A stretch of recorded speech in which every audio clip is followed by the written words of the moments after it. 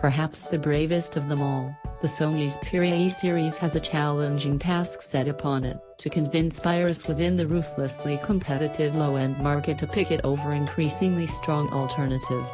This has been a tough ask for a long while, specifically given the rather uncompetitive pricing that Sony management has traditionally agreed upon. But the Xperia E5 seems stronger than ever, with significantly better hardware compared to its predecessor in essentially every area: design, display, power crunching, and even imaging. On paper, it's a worthy successor, but sold for the equivalent of about $210, €199 in Europe. Is that enough to make it a success? We take a look.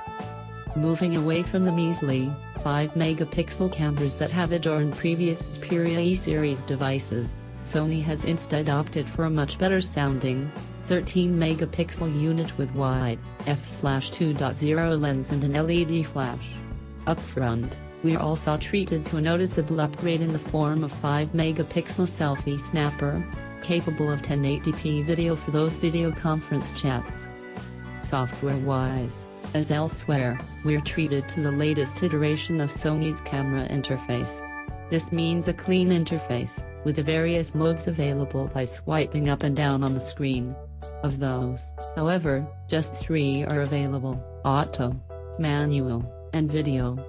With manual, you only get access to a white balance slider and scene selection. Outdoors during the day, the camera proved surprisingly capable.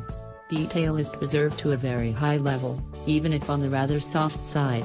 Still, white balance is set correctly, color is captured fairly accurately, and dynamic range was, again, surprisingly good.